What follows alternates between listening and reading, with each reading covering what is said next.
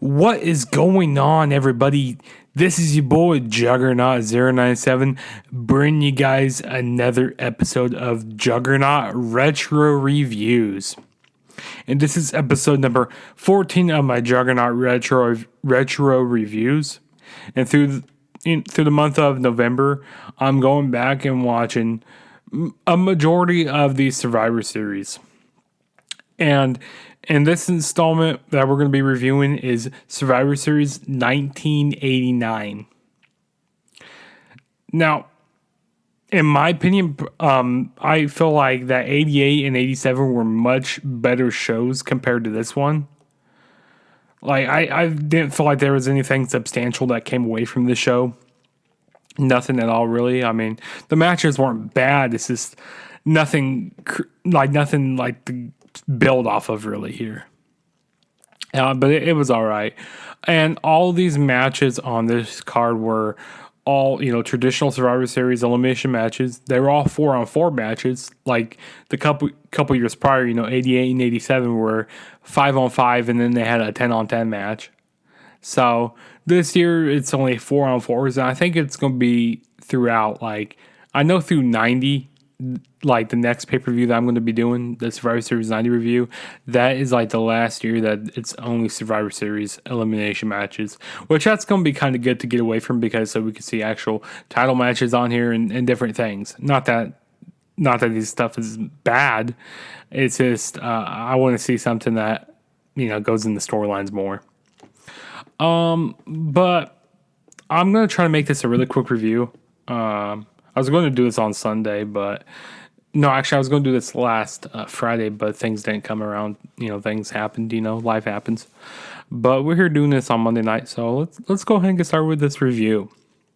So the first match that we got kicked off with was a 4-on-4 Survivor Series elimination match. We had the Dream Team, Dusty Rhodes, Brutus the Beefcake, the Red Rooster, and Tito Santana, going up against the Enforcers, the Big Boss Man, Bad News Brown, Rick Martel, and the Honky Tonk Man.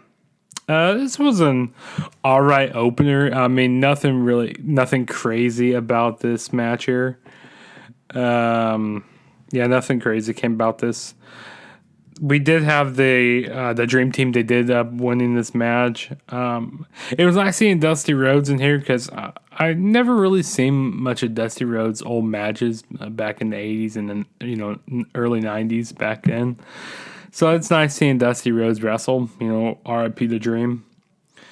It was all right. I mean, like I said, nothing crazy in this match. I mean, Bad News Brown, he walked out on his team like the year prior in 1988. He walked out on his team that year.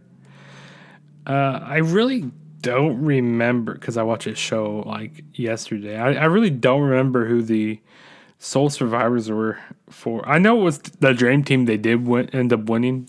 But like I can't remember every single spot that happens in the match. But it was all right for what it was. I think it was. I know Dusty Rhodes was in there. No. I know what happened. It was the Big Boss Man. He caused a disqualification, so to end the match and stuff. So it was Dusty Rhodes and I think Brutus the Beefcake. Those were the two ones left for the team, the Dream Team, if I'm not mistaken. I could be wrong, but yeah, like I say, it was an alright match. And then the next match we had was another 4-on-4 Survivor Series elimination match. We had the King's Court, Randy Savage, and then we had Canadian Earthquake, Dino Bravo, and Greg the Hammer Valentine versus they were called the 4x4s because it was Hacksaw Jim Duggan's team, if I could talk. So it was Hacksaw Jim Duggan, Bret Hart, Ron Garvin, and Hercules. I thought this match it was going to be better, but it was nice seeing Randy Savage in this match, because Randy Savage is one of my favorite wrestlers, because I need to go back and watch more of his old matches, like from WrestleMania and all that. I need to go back and watch his old Mania matches. But I thought this match was going to be better, but seeing Bret Hart in there, it was cool to see him. We saw him on these last few Survivor Series. But it was the King's Court. They did end up winning this match here. Randy Savage, and it was like a really sweep. This was a sweep match.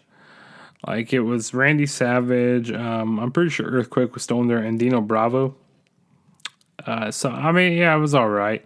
And I feel like Dino Bravo, he's a little bit underrated. Like, especially, I mean, he's not a bad wrestler. I thought he actually did pretty good at these, early Survivor Series. And I don't know. I think he might be on the next Survivor Series. I'm going to have to, see if he is on that show.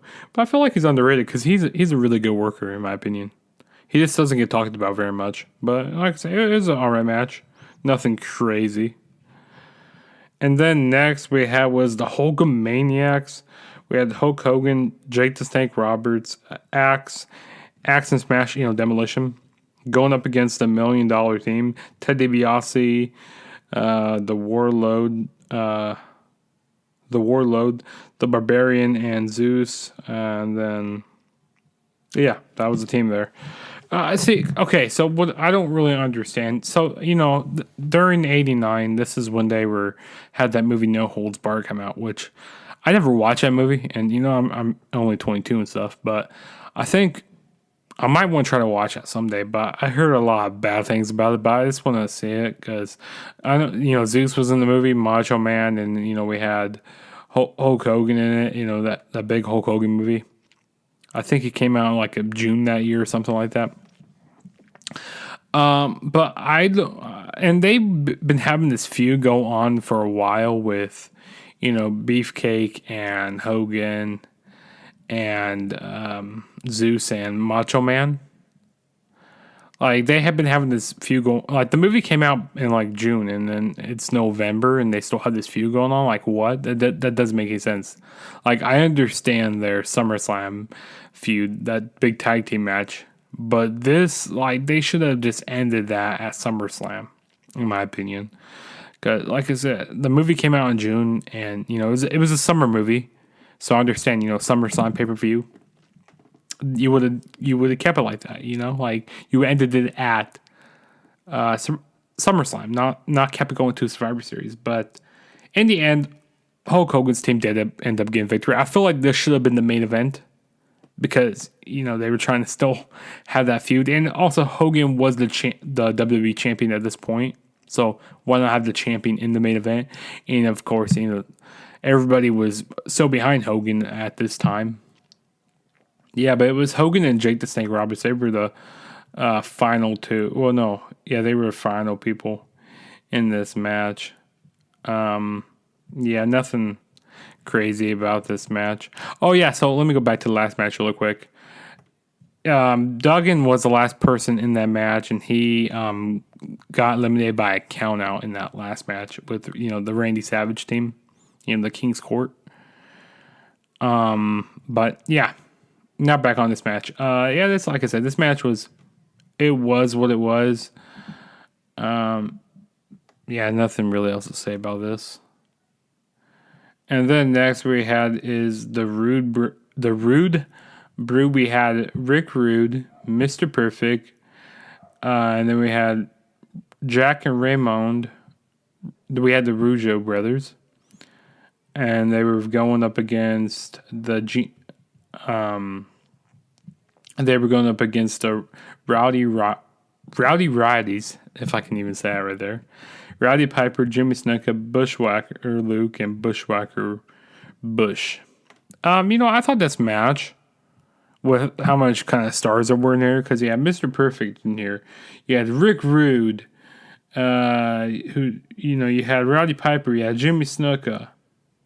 I thought this match was going to be a lot better for what it was, but nah.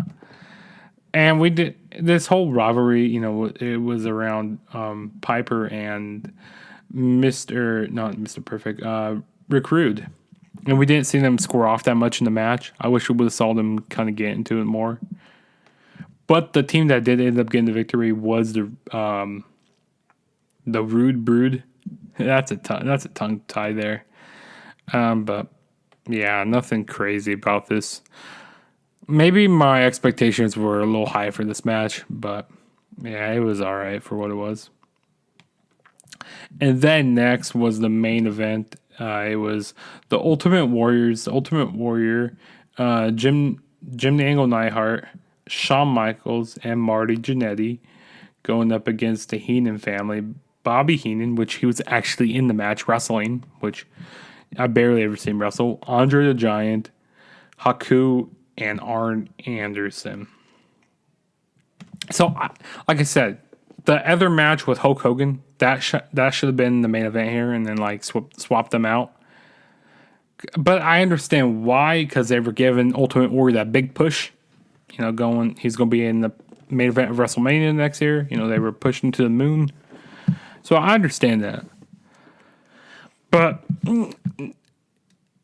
yeah, I really didn't care about this match. I mean, this match was good. Like I said, these matches were fine. Nothing like substantial came about with these matches, unlike prior years of Survivor Series. But nonetheless, the Ultimate Warrior team did end up getting the victory here. And then, they would go on to shoot the Ultimate Warrior to the moon. And it was I seeing Shawn Michaels in this match because he's my favorite wrestler of all times. Shawn Michaels, one of my favorite wrestlers of all times. But like I said, these days, early, late 80s, early 90s wasn't the greatest of wrestling. And if you guys don't watch this show, I don't blame you because it was not that good, like I said. I wouldn't recommend going back and watching this because there's been a lot better Survivor Series that happened during the late 90s, early 80s, even in the 2000s. There's been a lot better Survivor Series, and there's been a lot of bad ones also. So, but this is one I would put as a bad Survivor Series because. But actually, it's not bad, but it's just kind of mediocre. Like nothing to build on. Like nothing about crazy storylines. But actually, I'm going to tell one positive about the show. I like how they interview each team before their matches, which is pretty cool.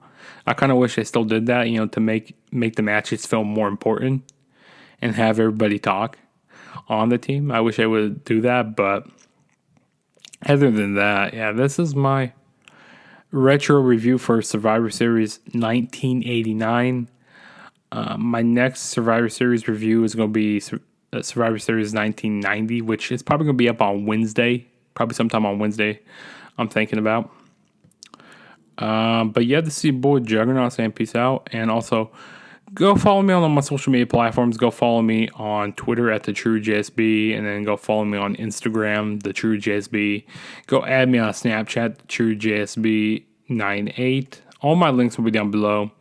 And also go subscribe to the Instant Classic Wrestling Podcast, the only podcast that is always an instant classic. And yeah, it's your boy Juggernaut saying peace out. And also, I think later tonight I'll probably have my AEW Full Gear review. I did that with the Instant Classic Wrestling Podcast, so it should be up later tonight or maybe early tomorrow sometime. But definitely go check that out.